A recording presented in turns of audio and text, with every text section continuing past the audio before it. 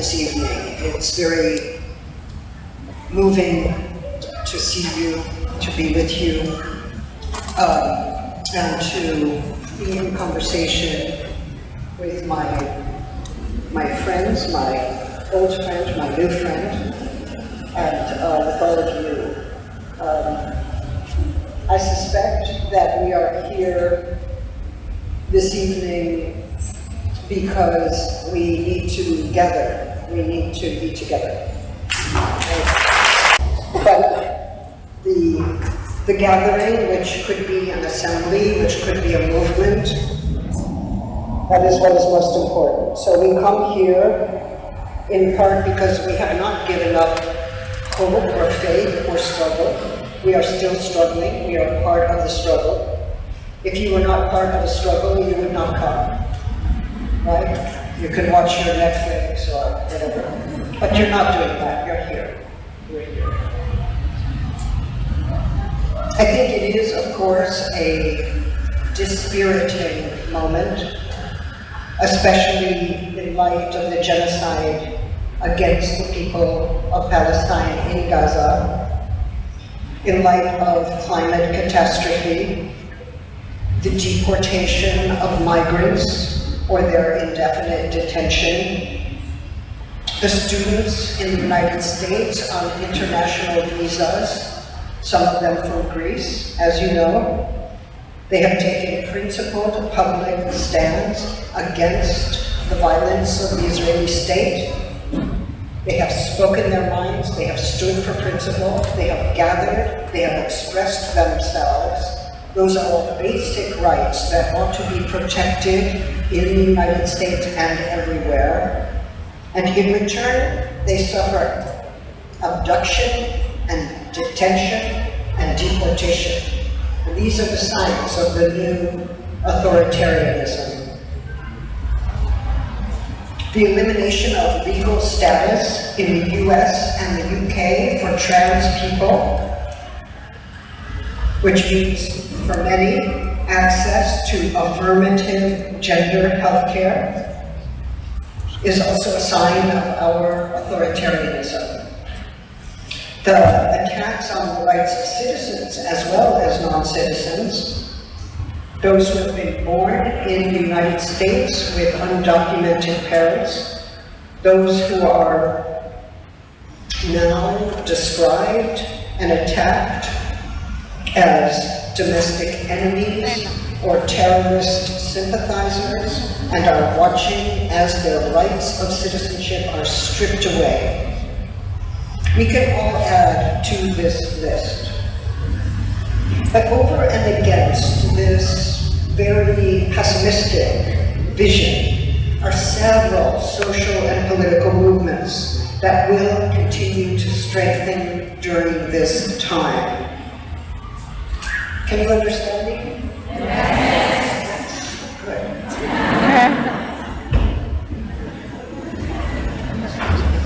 You know, because most Americans, they come and they go, sorry.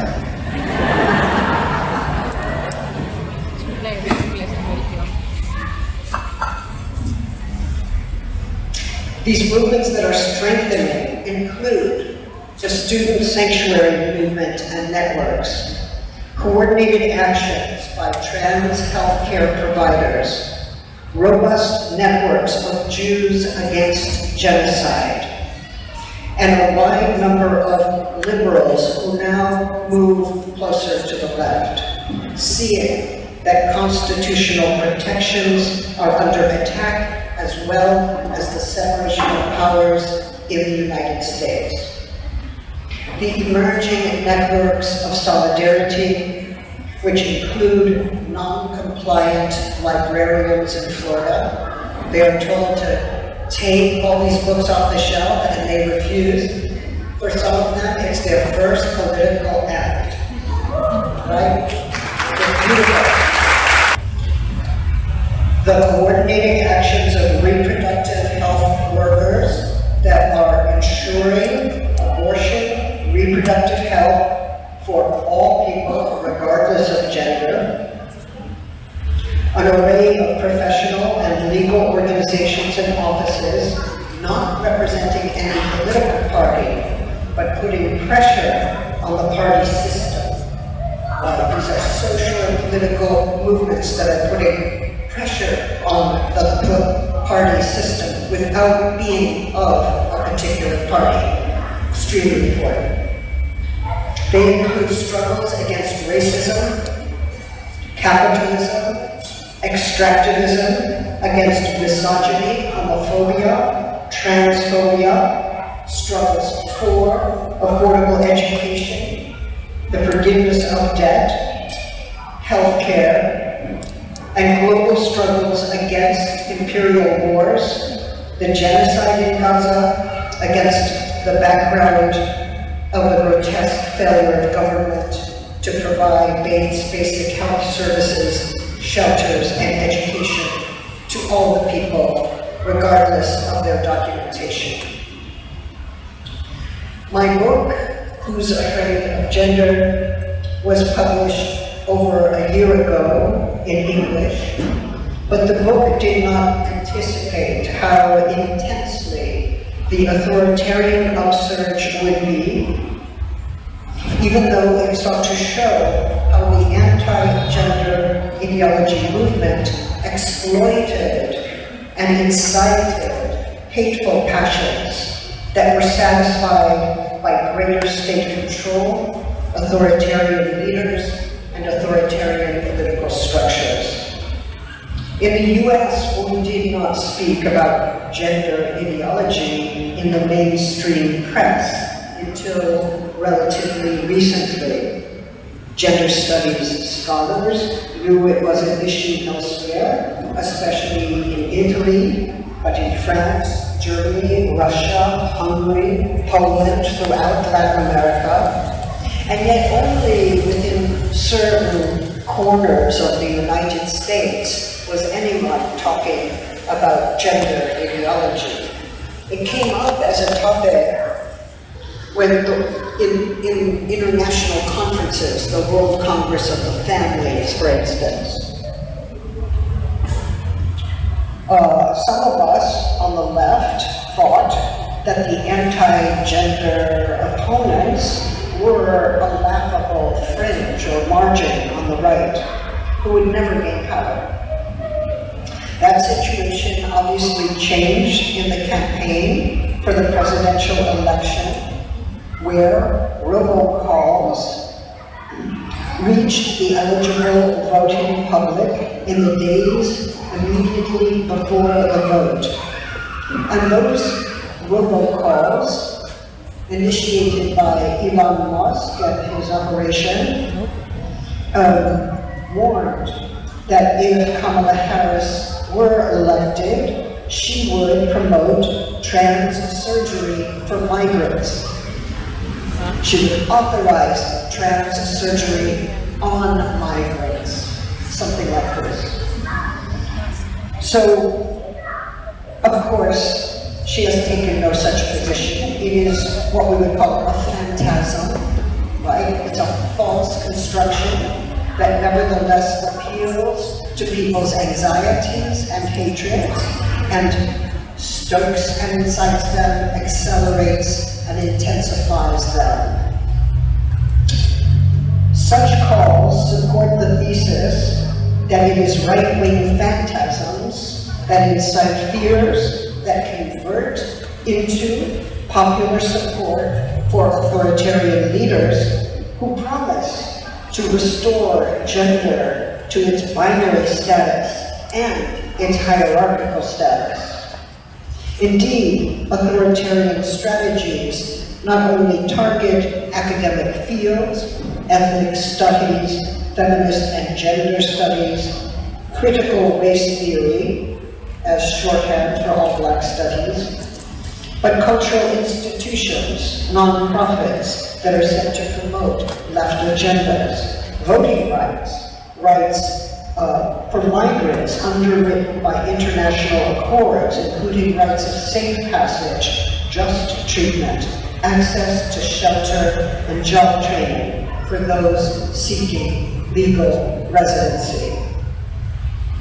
Indeed, the Trump campaign It's circulating phantasm of Kamala Harris promoting, prescribing, or arranging for trans surgery on migrant populations, all of which are imagined as illegal, brings together anxiety about trans life, including gender-affirming healthcare for youth, trans people in sports, legal sex change that sons and daughters may elect to pursue, and fears that migrants are stealing jobs or part of a great replacement, the replacement of white people. Eating pets in small towns, that's an example of a phantasm. And further darkening white America. The phantasm produced by the right wing produces an amalgamated threat to an America conceived as defined by the rejection of all these communities. If the anxieties were not already there, the circulating phantasms give them new life and new form, providing a link among different progressive agendas for those fearful that Harris, if elected, would impose a new left order. That's like a joke. Nobody on the left believed that, not for 1 second. Okay. Not for 1 second. Candidate, given her weak labor politics, her support for fracking, but we hoped only that if elected, she would ward off the coming fascism. We may say that this example that I'm offering you is but one cultural manifestation of an ongoing structural or economic issue, and that would be partially right. However, for scholars of social movements across the political spectrum, the example speaks to the question of why people are mobilized or mobilize themselves to achieve certain kinds of political results. It's not possible to give an account of why people showed up on election day in the United States in droves to reinstall Trump in the Oval Office without understanding what grips them at the level of fear and desire. That is, I would suggest, a question best approached by a psychosocial framework historically situated, for it pertains to how people live their economic precarity or their anxious sense of the future. This is surely one reason why Juliet Mitchell rightly warned in Women's Estate, 1970, that economic reductionism will never adequately explain women's oppression or any other oppression, and that the political conditions of psychic formations will have to be part of any Marxist feminism moving forward. And she says this in the name of Marxist feminism, okay? But we also have to contend with another problem, the effective way that right-wing organizations have organized digital platforms to achieve their effects. When any of us talk about how the future is imagined or how the present is configured, we are invariably asking about the digital form of that imagining, the digital platform and its configuring powers. Now that we are looking at new forms of surveillance, rights stripping, including deportation as state activities, it is time to provincialize the United States, for us to learn from other regions that have combated fascist movements, authoritarian regimes, and widespread censorship, criminalization of protests, and practices of deportation and imprisonment, right? So we're all texting with our friends in Chile, Argentina, in Turkey, in Hungary, in Poland, learning quickly. At universities, we live in fear and anger that our students who have participated in public protests against the genocidal actions against Palestinians on principled grounds are threatened either with imprisonment or deportation. Trans, non-binary, and intersex people have had their very existence denied by the law. And just recently, the transfer of trans women into men's prisons has begun, a situation that puts them in fear of their safety and their lives. When basic rights can be so easily suspended, democracy can no longer be assumed as the horizon for our political work. If it ever could, democracy is fragile, and it is, as Angela Davis has told us, a struggle to keep alive. Democracy only exists because people continue to struggle for its existence. And as Denise Ferreira da Silva has also made clear, many people have lived through the end of the world for some time. Right? So in the US, people say, oh, I'm afraid it's the end of democracy, I'm afraid it's the end of the world. So, well, let's talk to people for whom democracy has ended, and how did they come back with their struggle? Oh, the world is going to end. Well, let's talk to people for whom the world has already ended, and they are living on, struggling, creating new prospects, new scenarios, new struggles. Indeed, Denise Ferreira da Silva says, many people have lived through the end of the world many times. Their worlds have ended. And they are thinking and writing, creating things after the end of the world. The end of the world is a threshold from which a new creation can emerge, or so she tells us. For new ways of thinking about cohabitation on and with the earth and each other and all life forms. To do that, we have to supplement our usual practices of critique with the labor of imagination. And for me, the psychosocial domain is crucial for what we desire and fear. What grips, captures our imagination is not produced by psychic life alone. That psychic life is not only socially conditioned, but pervaded by social and political powers. We are not the simple effect of those powers. We're not determined by them in some absolute way, no. But the psyche and our passions are sites where we register and contend with the social and political realities in which we live.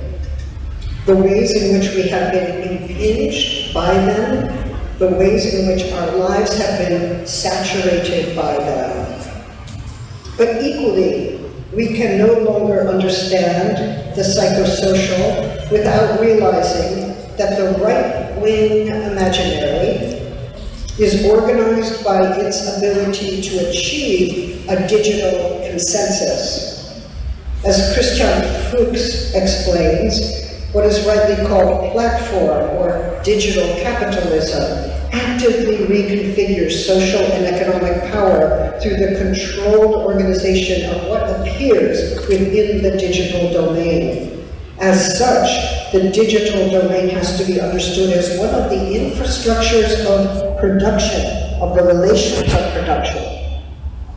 The way the digital data flows, the algorithms through which it is organized, starts to organize the structure and limits of the imaginary.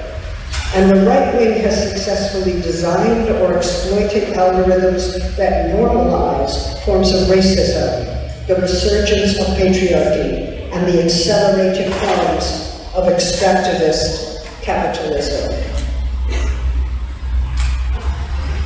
In addition, the imaginary in which authoritarianism comes to make sense and to become an exciting form of sadism shows the link between what I have called fascist passions and the forms of imaginary consensus built through digital means. For a counter-imaginary to emerge on the left, one guided by a trans-inclusive feminism, by a commitment to all those whose basic freedoms are undermined by increasingly anti-democratic state power and violence. It will have to enter the digital domain with its own strategies and forms of world making. This means, in part, creating in incremental and effective ways, a digitally conditioned imaginary of resistance and emancipation. I say this not because I discern emancipatory powers in digital technology, no, but because we have already seen how the commandeering of the digital domain has produced or helped to produce an authoritarian consensus, by which I mean a way of ordering the imaginary to a series of phantasmatic scenes that connect a series of distinct issues as if they belong together or are a cause of one another. Hence, if we wish to make a rejoinder to the hegemonic imaginary, the right-wing one, the one that is emerging as fascism, we will have to find platforms and ways of linking disparate realities that start to build a new critique and a new form of imagining. Indeed, if we think that stripping trans people of their rights, including their legal status and rights of parenting, has nothing to do with the deportation of migrants or the criminalization of efforts to rescue migrants at sea, or accelerationist tendencies in capitalism and climate destruction, we are simply wrong. But who will show those links? It is up to us to show those links, to demonstrate them in what Hannah Arendt calls the sphere of appearance, which is now, at least partially and powerfully, digital in its form. Indeed, all of these are different modalities of destructiveness operated both by state violence and governmental deregulation that can and ought to be thought together in a way that allows us to think about those interrelationships in the present and for the future.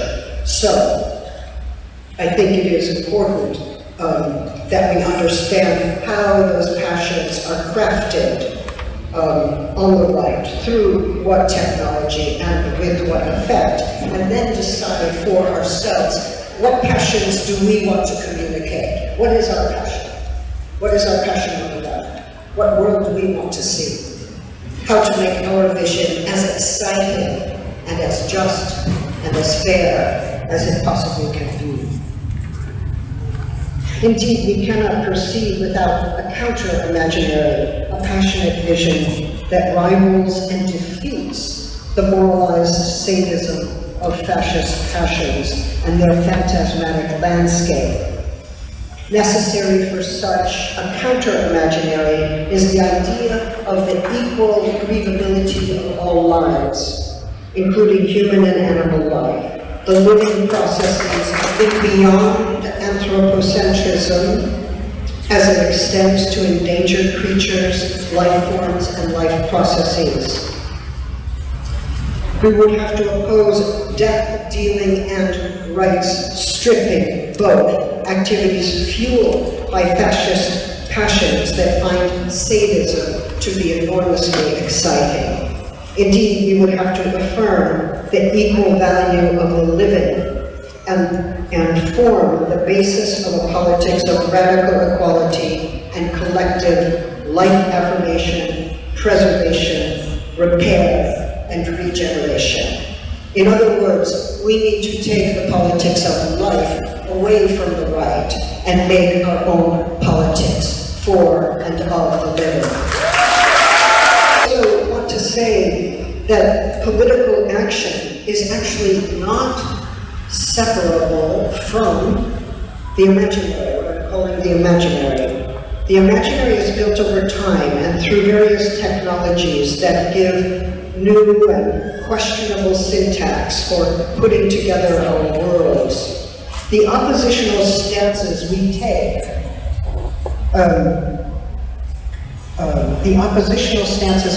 however negative in form, also imply an imaginary that we may or may not be fully aware of. So, when we say no to militarized violence at the border, and we must, or we say no to the genocidal actions against Palestine, or the horrific situation in Sudan, or the Democratic Republic of Congo, we object. Why do we object? Because we believe that an injustice is being committed and that something valuable is being destroyed in our world. We think that it is wrong for human life and other forms of life to be destroyed. In our objection, in our opposition, in our nay-saying, not nay in the Greek sense, because that's yes. Nay, you said. Okay, so our no-saying, we are already imagining. We are saying, perhaps without saying, we want to live in a world in which such wars never happen again, such destructive powers are not normalized, where economic and ecological catastrophe can be reversed and repaired. That is what we want. That is our desire to live in a different kind of world, one in which border and military violence is done. In saying no to all those things, we are also saying yes to another form of imagining. We may not fully notice it, but at such moments we are all insisting on a different kind of world. And in our protest, we stand for a different world. We may not say to ourselves, this is the world I imagine, and we may not be aware that we are imagining, much less ask the question, what form should that imagining take? And yet, we are imagining whether or not we are aware of its happening. And this should make us realize that times are not as dark as we may think. No one has taken the power of imagining away, one that is arguably born from opposition. Imagining is not separate from our political practice and our political action. So if someone says to me, imagining the arts, films, all of that, imagining aesthetic stuff, that's not really politics, that's not really organizing, that's not action. So, no, it's the other way around. You would not mobilize for an action if you were not already somewhere imagining a different world or just world. So let us affirm this power that we still have. On the left in the broadest sense, so not the patriarchal left, on the invariably difficult left, where several disagreements remain crucially alive. On that left, we're generally good at saying what we oppose and what we do not want to happen. But can we address and redirect the passions of people? Ask them to join us in a passionate affirmation of freedom. Those people who are swayed by fascist appeals. Can we do that without becoming social engineers, without telling them what they must think? We don't want that. We want a passionate commitment to radical democracy to emerge from our collective freedom.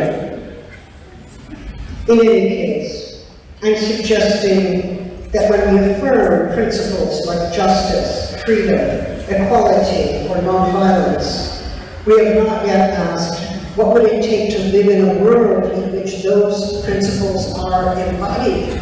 How might we embody them in our practices?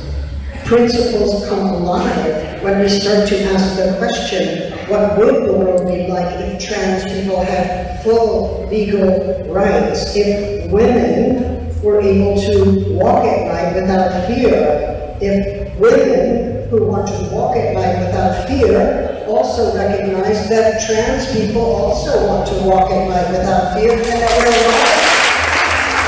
women don't want to be harassed at the workplace, nor do they want to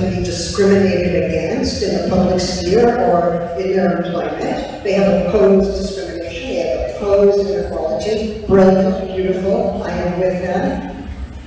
So, of course, they would not want any other group to experience harassment or discrimination or a lower wage on the basis of being trans or of being a certain color or coming from a certain nationality. No, as feminists, we oppose all harassment, all discrimination, all economic inequality. And if we say, oh, listen, women's bodies are distinct because of that reproductive capacity, well, if a woman does not have that reproductive capacity, and many women do not have that capacity, do we say that they are not really women? No, we don't say that as feminists. We don't say, feminists do not say that. When someone is too old to reproduce and they're a woman, do we say, oh, that's not a woman anymore? No, we don't say that. We say everybody is. Everybody belongs to the category, regardless of whether they want to reproduce or don't, whether they can reproduce or cannot, or the category is open. It is one thing you can do, and that's good. You want to do it, beautiful, beautiful. You don't want to do it, beautiful too, right? That's the feminism I understand. So, no, we don't reduce ourselves.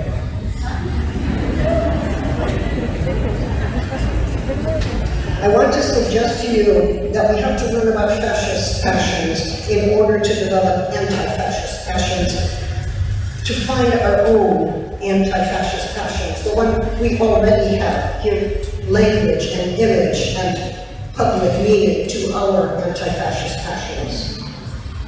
Fascist passions find satisfaction in stripping people of their rights, but they're not finally satisfied ever, those fascists. The satisfaction of stripping someone of their rights gives rise to a desire to do it again for another group, right? So if we think, oh, maybe trans people, it's okay if they lose their rights because they're really not part of the mainstream and we need to focus on the mainstream. It's like, no. Trans people are in the mainstream. We are everywhere, all of us. And if you start with trans people and strip them of their rights and nullify their existence through the law, whose existence will be nullified through the law next? You don't say, oh, this group can be sacrificed. No, because if they can sacrifice trans people, they can sacrifice migrants, and they can sacrifice international students, they will sacrifice you, all the feminists who think they're fine because the state is behind them. No, they will cancel your right to reproductive freedom. They will allow discrimination against you. I don't think workers are another category. All of these people are workers. This is what it means to have a working class, right?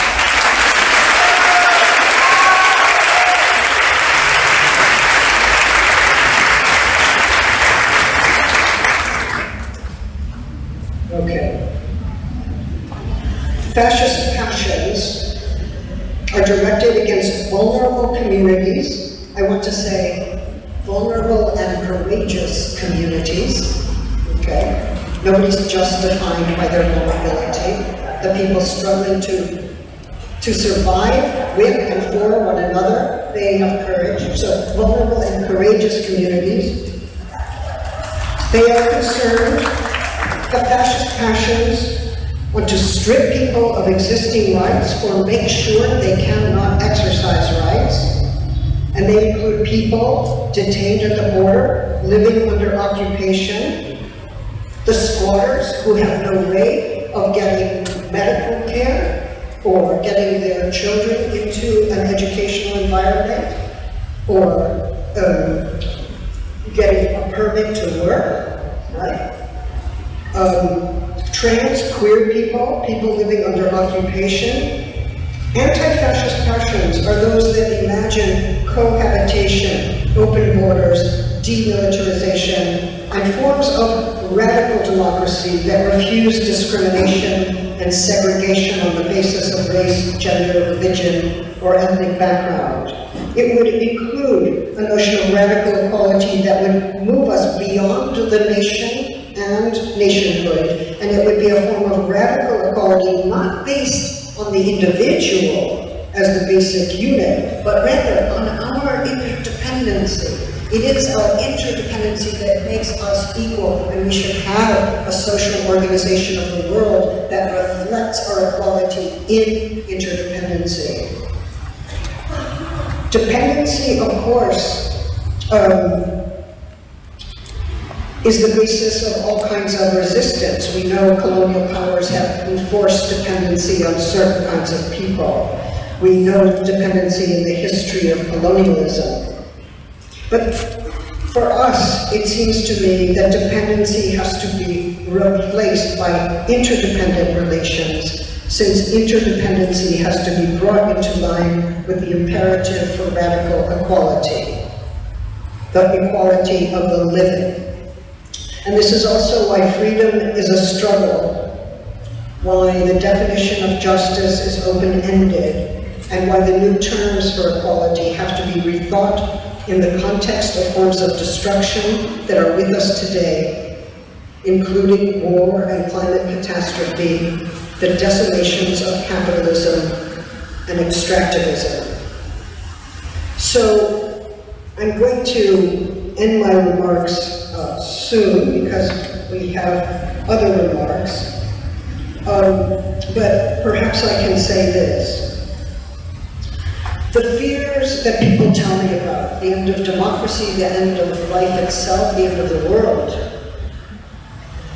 could be addressed by a new politics of shelter and care, of anti-racism and opposition to extractivism and industrial pollution, a new form of cohabitation on the basis of radical equality and radical democracy, steeped in a knowledge of both the equal breathability of life and our interdependency as living creatures.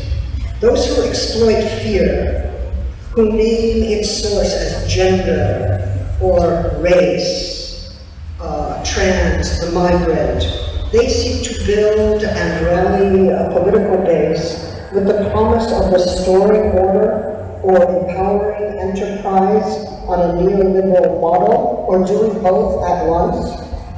They embody, these fascists, a death drive specific to capitalism, especially the neoliberal variant that excels in destroying social services, imperiling lives, and destroying democratic ideals.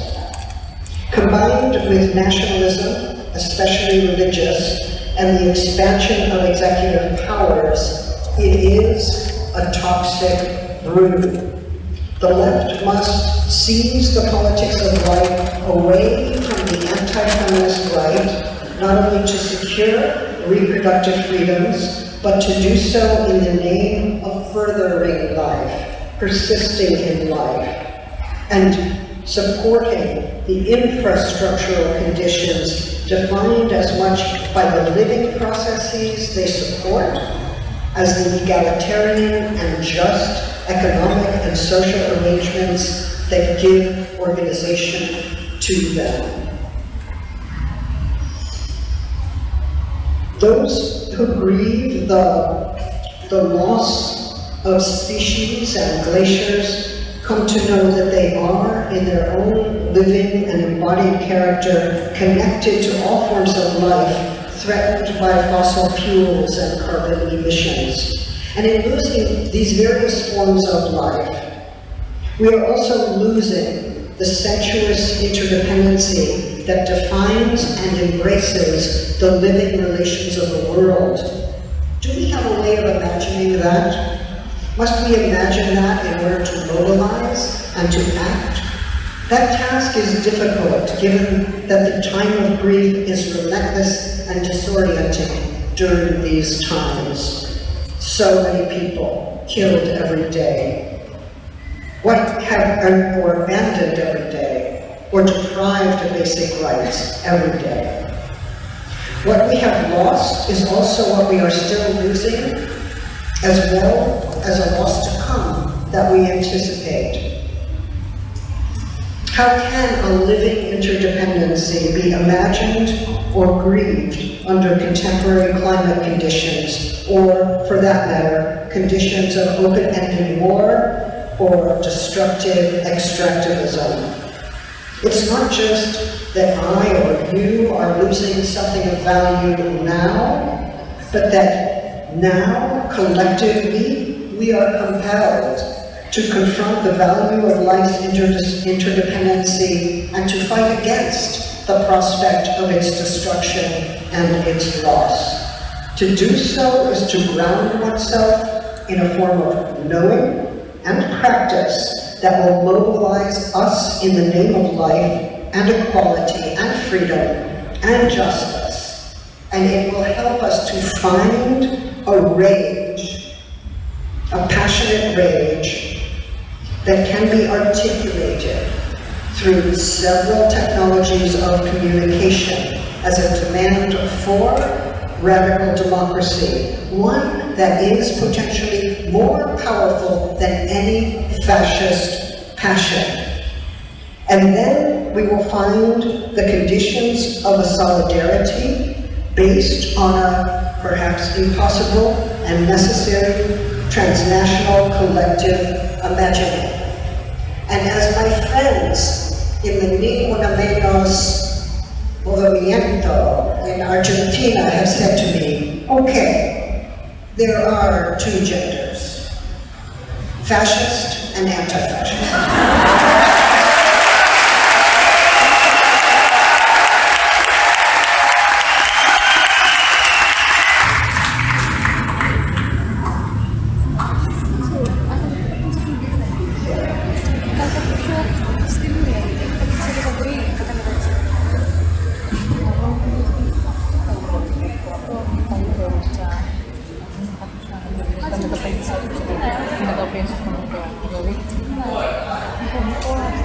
Καλησπέρα, είναι πάρα πολύ δύσκολο να έρθουμε τώρα να κάνουμε αυτό το τόσο συντηρητικό. Συγγνώμη που θα μιλήσω στα αγγλικά για λόγους πρακτικούς, αλλά Judith mobilizes as a means of imagining new possibilities for solidarity and justice in the face of appalling predicaments.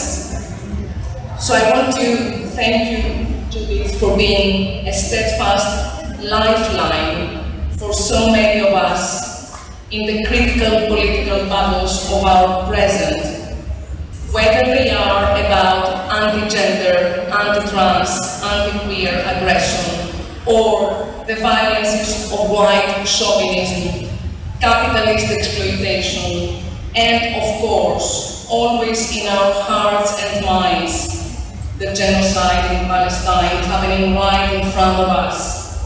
At this intolerable point, more than ever we need to share our solidarity with Palestine, picking up a lead from this book. More than ever, we need to refuse to be silenced in front of the devastation of so many Palestinian lives. We need to pursue freedom for Palestine. And how fear becomes a thoroughly political tool of intimidation and subordination, summoned by several far-right, authoritarian and neo-fascist forces across the globe as a means to incite outrage about gender, to censor gender studies, queer studies and critical theory, to repress reproductive rights and to abolish the right of women, queer, non-binary, trans and intersex people to live with freedom and safety in the world. The politics of demonization arouses and manipulates anxieties that queer families pose a threat to national family and security, or that affirming trans rights amounts to an attack on womanhood itself, understood to be exclusively reserved for those assigned female at birth. As it it is formed by the reflective question, who is afraid of gender, the book offers us clues for thinking how the subjugating effects of this fear machine, which is also a hate machine, are registered in our bodies as they legitimize discrimination and attacks on those of us who are disenfranchised in terms of gender, race, migration, and class. As Judith Butler prompts us to think, anti-gender movements around the world, in all their incoherent claims, figure gender as a foreign invasion endangering national identity and its reliance upon white supremacy and the heteronormative family. What is most frightening and painful about this political present for many of us is when anti-gender convictions and hostility on gender non-conforming, queer and trans subjectivities occur in places that had been or had been assumed to be sites of solidarity and alliance, such as the patriarchal left and the trans-exclusionary feminism. What might we do then in this virulent context? The book allows us to reaffirm that collectively defending critical language, ideas and activism and new political imaginaries is a crucial aspect for the contemporary struggle against fascism. This requires speaking up and calling out injustice, defending words and concepts, historicizing and politicizing interconnected forms of power, acknowledging each other, telling the stories that would otherwise remain untold, and galvanizing new possibilities for solidarity. The fascist strains of our times, such as anti-gender and anti-immigrant mobilizations, are relentless urgent fronts of our intersectional and transnational struggles for political freedom. In this regard, resisting anti-gender forces becomes a means for countering and overlapping neoconservative and neoliberal orders and reclaiming possibilities to imagine and craft equitable and just futures. And this is one of the most inspiring dimensions of the book for me, because we are at the point where we desperately need inspiring sources of courage and imagination.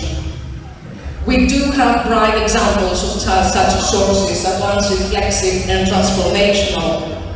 So along these lines, I wanted to ask Judith, is our challenge to reimagine and revitalize a desire for freedom, equality, and justice as radical claims for social transformation in response to those forces of intimidation and subordination that pervade our lives.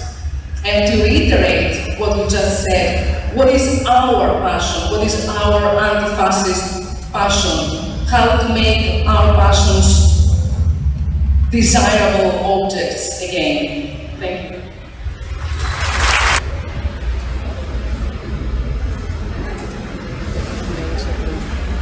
Okay, so now I was tasked to speak after Judith and Athena. I'm trying to do my best. So I for taking this political risk, and I also want to thank you, Judith, for who you were, who you are, and I think also who you're going to become. You helped many of us become.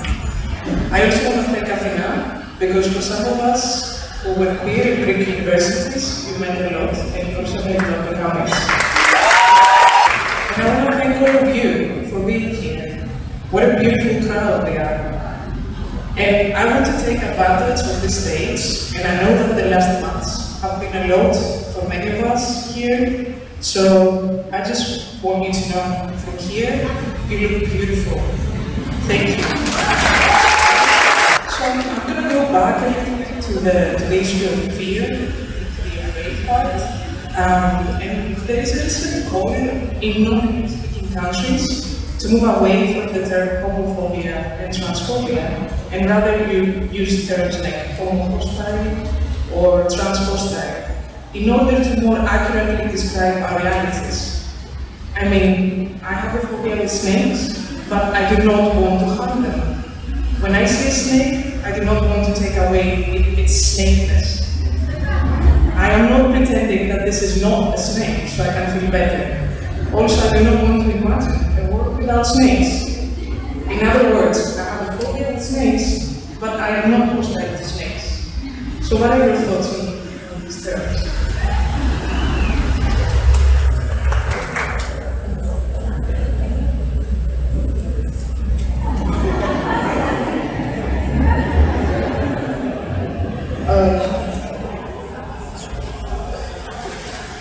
So, one problem with the term freedom is, at least in the US, there is a right-wing and a liberal idea of freedom, which is linked to individualism or nationalism. We are the land of the free, meaning an ideological notion of the nation. We are free, we defend our freedom. But it involves individualism, it involves usually property and self-interest, self-expression, and separating oneself from communities, social networks. It also becomes competitive. I express my freedom at the expense of you, or I have the right to express my freedom no matter what damage it does to you. So it's very difficult within liberalism, classical liberalism, within nationalism, within racism, to develop a notion of collective freedom that is separate from nationalism and individualism at the same time. It seems to me that freedom struggles, when we talk about the freedom struggle of Palestine, we talk about the freedom struggle of Black people in the United States and throughout the world. They are linked with the critique of colonialism or of racism. So there are conditions of the world that must be changed for freedom to manifest as equally shared. But the only way we change those oppressive conditions is through a struggle which is already a manifestation of our collective freedom. Right? So we're trying to become free if we are an oppressed group. We're trying to change the conditions of the world, economic, legal, social, to become free, or to radicalize freedom, to make it more inclusive, to make it open-ended. And yet, if we are not fully determined by that oppression, if we are not fully determined by our subjection or our oppression, we are also resisting, and resisting together, and in doing so, exercising a collective freedom. We come to know our freedom for the first time in the collective situation. And those mobilizations do, I believe, prefigure the collective freedom to come. If we practice collective freedom in overcoming what destroys our freedom, we start to build a world that will reflect that freedom. I don't know if that answers your question. The other thing I would say is that we can't be social engineers like, oh, that's why we're going to create new passions. No. Right? We don't need a vanguard class that's going to tell us what passions we have to feel. No. No queer person is going to be told what passions they have to feel.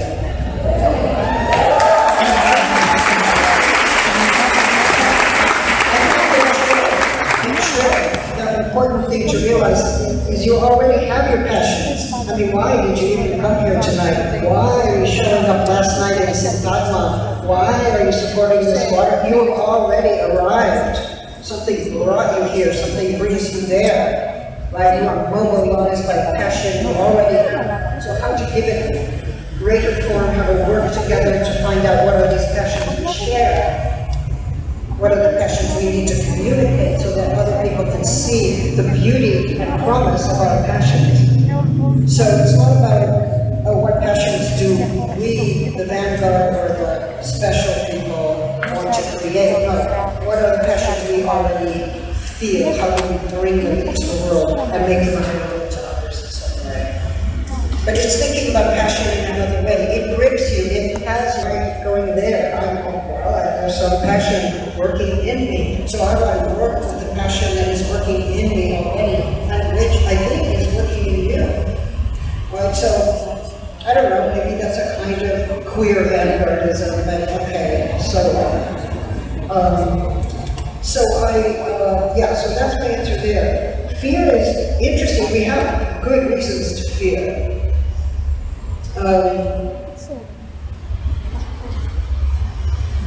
I don't know if I can help you with the snake. And I'm not going to psychoanalyze you in public.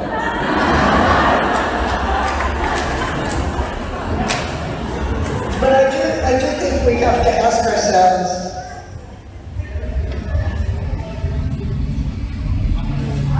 what is my fear composed of? So, if someone says, I fear trans people will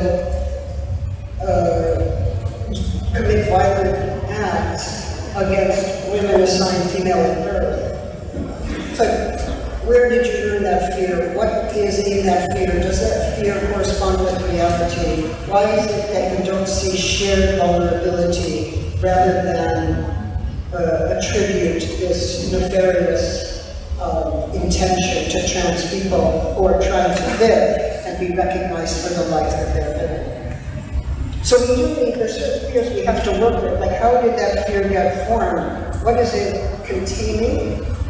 What anxieties are being displaced in that fear? How could I name this fear differently? I mean, we all fear what we cannot control and that can potentially hurt us, right? Except, the snake might just be on the hill under the Acropolis living its life. I mean, it was here before we were, never right to. Maybe they're not so interested in us, But seriously, what is built in there? What kind of vulnerability comes to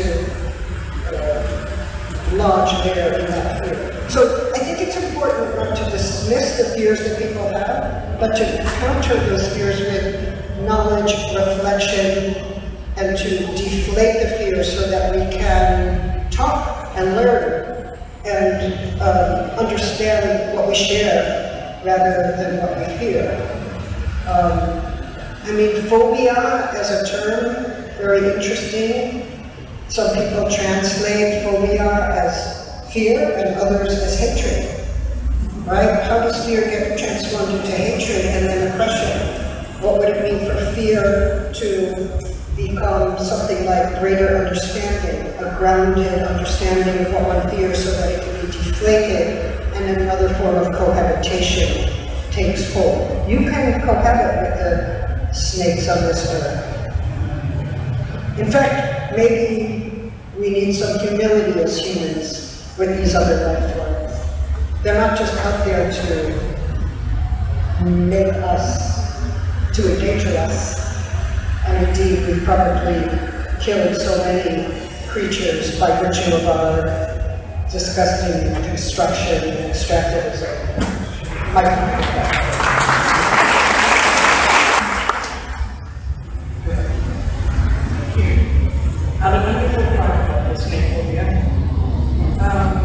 So I'm going to go back to the idea of gender as a phantasm, some phantasm, that we discussed in the book. So gender becomes this apparition haunting everyone's imagination. We already discussed the who is afraid of gender and the different kinds of hauntings that gender evolves to these groups. And I want to turn the focus now to one of the resistance points here in the book. That we have to create a form of passionate, anti-fascist imagination that is stronger than the phantasm. An imagination that can go against the phantasm. So thinking of the etymology of these two words, phantasm, phantasma, imagination, fantasia, they both derive from the word phantasm, which means to make visible. To make visible. So on the one hand, gender makes visible the anxieties and the fears of different groups, or rather gender becomes the screen on which these anxieties and fears are projected. And the Catholic Church, one of the first and most powerful proponents of the anti-gender discourse, is also offering a visual justification of why gender threatens the whole world. And I quote, "We are experiencing a moment of the annihilation of man as the image of God." So every time we play with agendas, we threaten our direct connection to the image of God. Also, of course, only God can have this kind of power, the power to make gender. And He has decided that there are only two genders, and not in a spectrum. Let's not get excited here. So following this logic, one could also say that according to the Pope, becoming trans also means becoming God. I mean, amen to all the trans goddesses out there. So back to the visuality of gender. If this is what we're up against, what exactly do you believe we need to make visible in order to cultivate this form of passionate, anti-fascist imagination? What kinds of fantasia do we need to bring to the world? I guess this is also a question about the future of gender studies inside and outside institutions.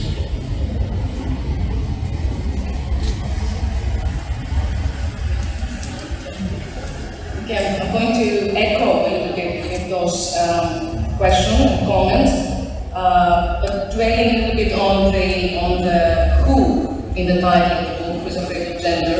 And speaking of fear, a scene that for me frighteningly and painfully encapsulated what is at stake in the who of Who is Afraid of Gender is when the UK Supreme Court ruled that the definition of woman is limited to those assigned female at birth. There was enthusiastic cheering among self-described gender-critical feminist campaigners who called the ruling a victory for common sense. Let me just say right here that I find, and Judith has written about that, gender-critical feminists a terrible misnomer, because I think there is something foundationally uncritical about their convictions. Closing the parenthesis. So I was struck and terrified in watching feminists and lesbians eager to make gender categories pure and unquestionable again. I thought that was the mandate of patriarchy, and this mandate is now deployed by former allies against those of us who question such normative definitions or don't feel at home in those assignments, and therefore find ourselves accused of obliterating womanhood, the proper one, the natural, the real. I think in seeking to restore this authoritative order, the anti-gender radicalization obliterates decades of feminist theory that has challenged the assumptions and categories which have been used to confirm the self-evident realness of sex. It faces a history of feminist critical engagement with the derealizing and damaging effects of such definitions. And I must say that I'm greatly grateful that we can turn to these texts and their many lives to make sense of what is going on today. And I think Judith Butler has taught us about the violence of categories that are meant to remain untroubled.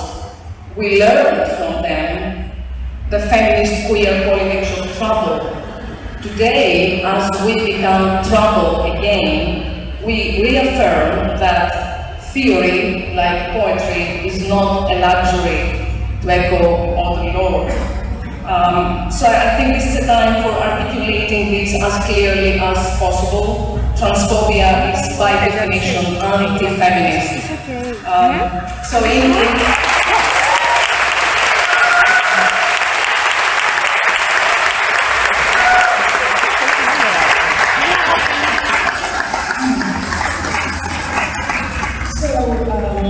question would be, in the wake of anti-gender and anti-trans feminisms, which shouldn't be thought of as feminisms, as you argued, Judith, how do we cope with these traumatic fissures in order to work for and with a relevant feminism today? And what can we learn, I wonder, from the complex histories of past conflicts that make up the multi-layered archives of feminism?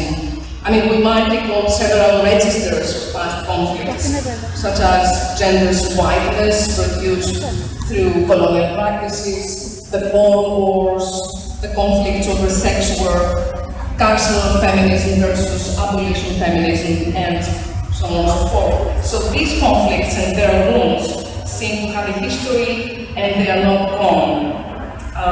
So I wonder how to cope with this trauma within the movement.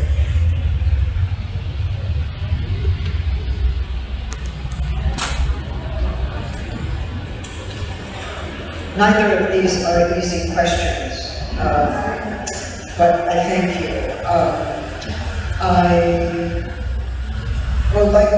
I would like to know more about the various meanings of phantasma and how that works. For me, I try to use the idea of a phantasmatic scene to describe the way in which the right wing, the authoritarians, the fascists,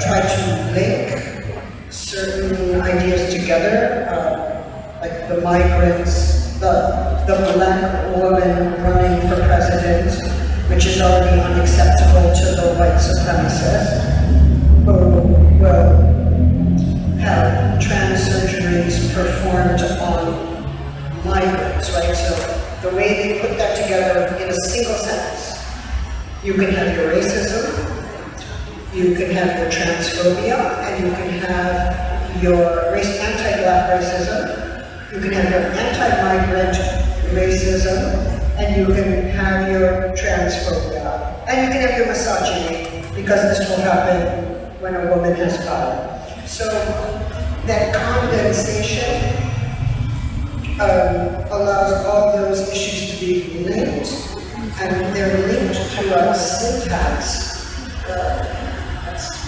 Syntagma again.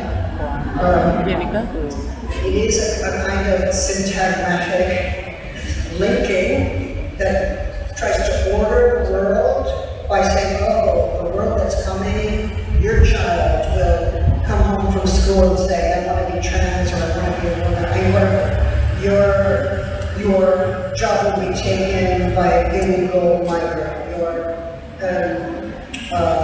you won't be living in a white world, your white supremacy will be challenged and you'll have to lose it. I mean, there was all of this going on at the same time. And so the way in which this syntax works is to make links that we then have to go de-link and analyze, and then we have to oppose with a different way of linking things. Maybe we need our own syntagmatic practices, right? You might say, oh, trans rights have nothing to do with the rights of migrants, or rights stripping, the legal nullification of trans people has nothing to do with the genocide. But oh, look, as a Jewish person, the first thing they did to us in Germany was they took our rights away before any of us knew that we were going to be shipped off to be killed. It's the shadow of genocide falls upon all rights stripping. So we must think these things together. What's the relationship between rights stripping economic destitution, border violence, deportation, dispossession, forcible dispossession, displacement. How do we can look at all those forms of power as distinct, or we can see that the same forms of authoritarian statecraft are employing all of them quite deliberately and in a synchronized way. So we need to be clear about what those links are. So how do we, what images do we need, what arguments do we need, what ways of patching these disparate forms of power together? How do we produce an understanding of how power is working so that we can't say, oh, I don't care about genocide, oh, I don't care about that right stripping, or oh, deportation is what that means. We need to have the systemic understanding of this as an authoritarian playbook that is playing out in various countries in the world, which is why our strategies cannot be restrictively national, which I'm always saying in the US, that people don't want to hear it, but they must hear it.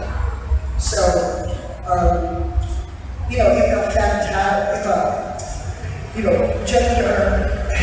gender is complicated in the sense that we always are relating to gender through fantasy to some degree, right? To some degree. And almost everybody is afraid of gender because it's intimate, it's complex, how do you see, how do you treat it, how do you live your body? These are deeply intimate questions. So if someone is told, like, the way Giorgia Meloni said in her famous Marbella speech, oh, if the gender people are elected to government or they take over, you will be stripped of your sex. They will strip you of your sex. And people are like, oh my God, let's oppose these people, they're going to strip us of our sex. But then what does Meloni do? She makes it illegal for trans people to exist, to parent. She makes some of their children into wards of this thing. She has stripped people of their sex. That is her practice. So if it's a terrible practice, and she's telling all the people in Marbella, it's a terrible thing to be stripped of your sex, then she should look in the mirror because she's the one who's doing the right stripping. The idea that gender, I mean, the problem is, of course, I'm not offering a theory of gender in this book. I did that many years ago. I am asking what has become of gender, what are people saying when they talk about gender, and you have to listen closely, because they're not describing a reality, they're producing a phantasm that they start to believe in. And then there's a consensus that's built that gender is against the church, it's against creationism, that God created man and woman, so that given sex is God's creation. Anyone who contests that is destroying what God has created and is a destructive, demonic, or diabolical force in the world and should be removed from the world. Right, should be chased out of the world because it's the devil, it's the diabolic, and I have been identified with it, but so has many other people. Mirei Franco in Brazil, she was killed for her politics on gender and race. I was not killed. She's the one you should be thinking about. In any case, but that sense of entitlement to drive what looks like an anti-life position. Gender is anti-life if gender does not accept that all life is organized through the binary of sex. Because God created man and woman and the human form must have that complementary form to be human. So we are not only destroying creation, we are a force of destruction that creationists must destroy. But we're also not human. We're the monstrous. And we threaten the human and the civilization. And the right-wing evangelicals who believe this truly believe it. They truly believe it. They are supporting many of the fascist movements that are involved in anti-gender ideology. I mean, if we're going to use the word ideology in the right way, that's an ideology. Similarly, if we're going to say someone is gender critical, well, does that mean they're critical of the idea of gender?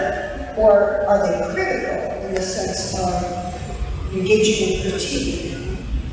The way Marx described it, the way the Frankfurt School developed it, the way Foucault developed it. Are we looking at the fundamental assumptions in society and asking ourselves, does it have to be that way?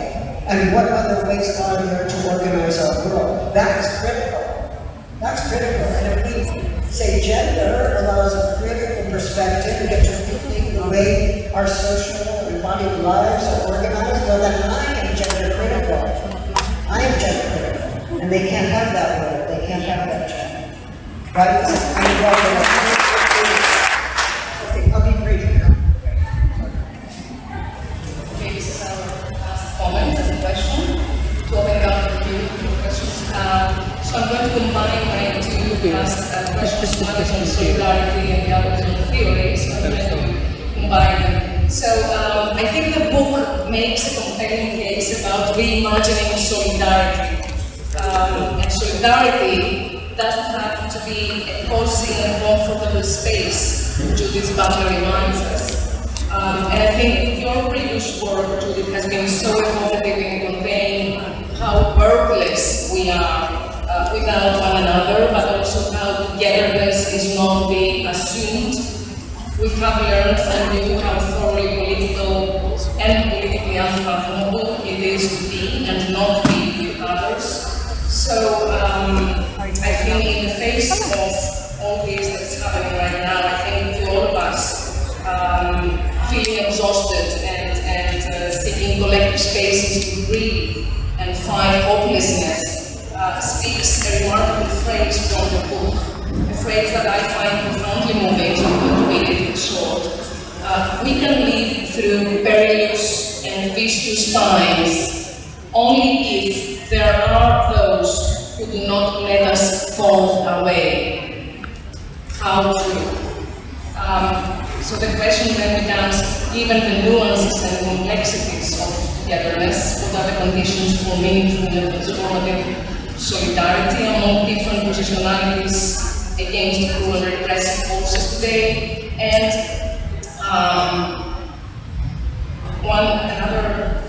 my favorite sentence in the book goes, to refuse gender is subtly to refuse to encounter that complexity, to refuse, in other words, to let one's thinking be transformed by the complexity that one finds in contemporary life across the world. And I'm thinking that the imaginary threat that gender has begun to represent is associated with the trouble caused by gender theory that addresses precisely that living complexity, and notably the 35-year-old gender trouble and its call for decentering gender beyond the categories of binary identification. But my point is that, aversion to critical formations of theory is one of the cornerstones of the anti-gender ideology movement. And I think your work, Judith, elucidates so powerfully that the labor of doing theory and critical thinking is a way of challenging dominant norms of oppression and transforming the world. Sadly, you have been exposed to the raging violence of anti-gender ideology movement for a long time, and you have been badly attacked and distorted. At the same time, you have responded to this violence, showing that something important becomes possible when we intervene in the ways we are called into being and we are called out, which is connected also to the use of pronouns. And I think it's so interesting that the transphobic discourse of real sex very often manifests as hostility to the queer politics of pronouns, which you have called so aptly, I think, the gifts of the new generation. I just love this phrase. And finally, near the end of the book, you write, gender has to remain relatively wide in relation to all those who claim to possess its correct definition. So maybe you'd like to unravel a little bit the relevance of keeping those categories unsettled and staying with complexity in these fiercely anti-intellectual, anti-critical times.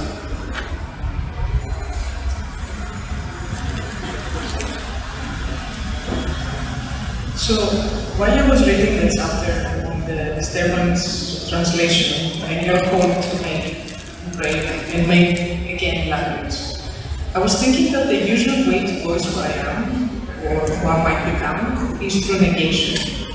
So, not exactly a man, not exactly a woman, and even when I affirmatively say I am non-binary, the act of negation is still there. So it seems like I am engaging in these ontologies of refusion, in a constant struggle for non-meaning. And I wonder, how does this negation form our becomings and our imaginations? When we always stand opposite and state that we are not this. Could it ever be different?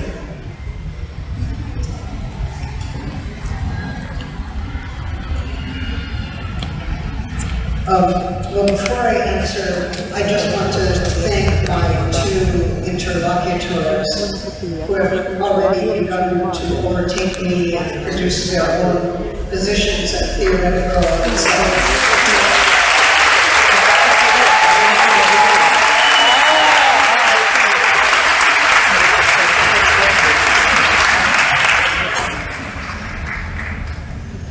I'll be very brief. Solidarity can be a beautiful thing, especially when you've been suffering by yourself, or when you've been separated forcibly from those who support you, or who you can support. So solidarity is very often a beautiful thing. But we all have been part of political movements where suddenly somebody in the movement decides it's about them. Right? It's like my view is the one you should love. It's all about me, right?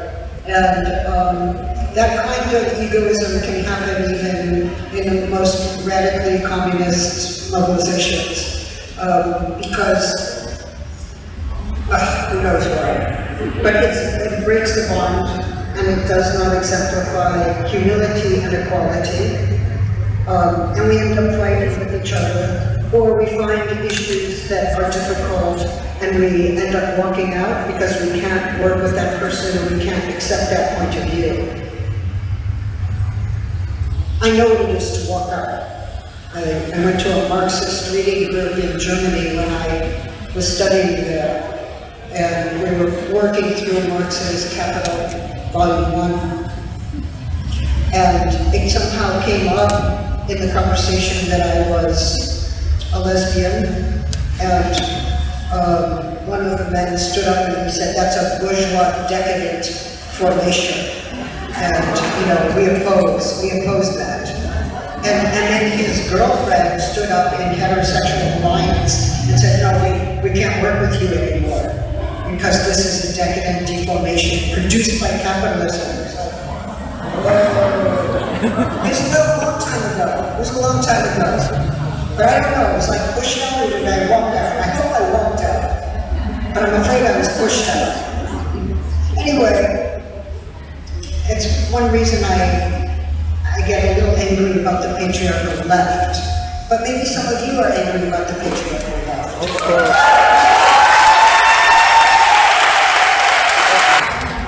I don't know, there are conditions where you walk out. Or maybe several people walk out with you, and then you have a new solidarity.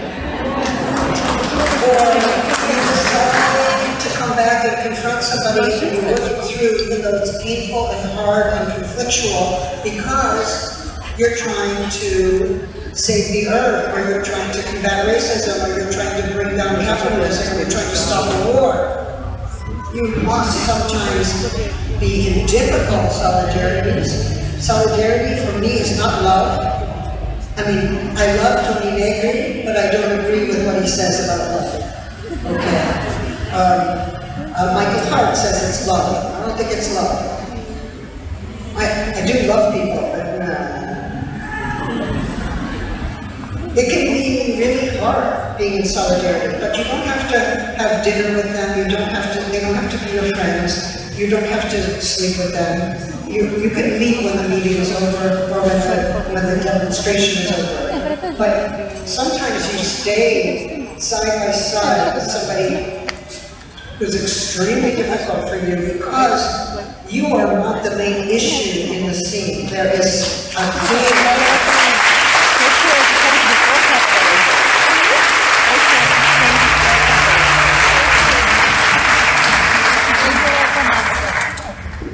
So when we start making it all about us or me, we've lost our sense of what solidarity is, and we're not staying with the difficulty. I do think that the effort to restore biological sex as a binary and as immutable denies human complexity and biological complexity, chromosomal and genetic complexity.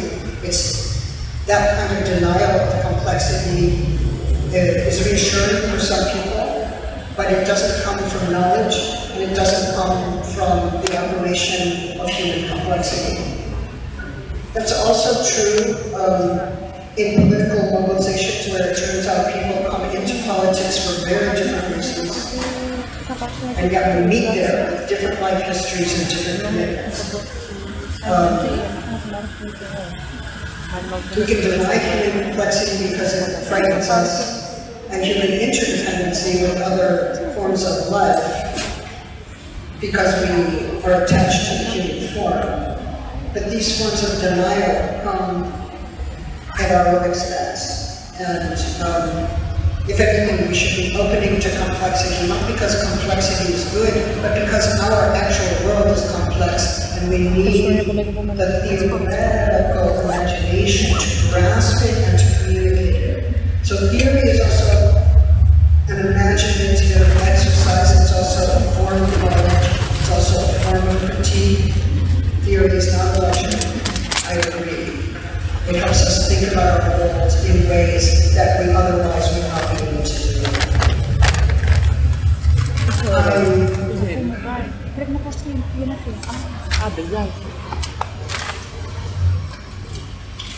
I appreciate what you say about becoming, and yes, there is an element of negativity. I do not want to be that. I say no to that way of life, and I choose another way of life.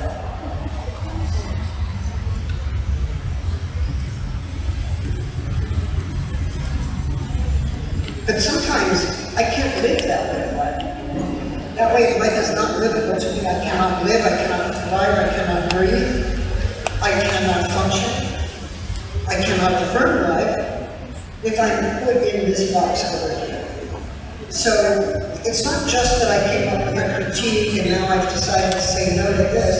Something was unlivable for me and I had to say no to it in order to live and to affirm the lives of those who are like me and finding certain conditions to be unlivable. Indeed, people who are not like me and living under unlivable conditions. So it's the limit of livability, it's that encounter with what is unlivable that brings me low. And also a form of becoming. But none of us become anything without each other. None of us become anything without each other.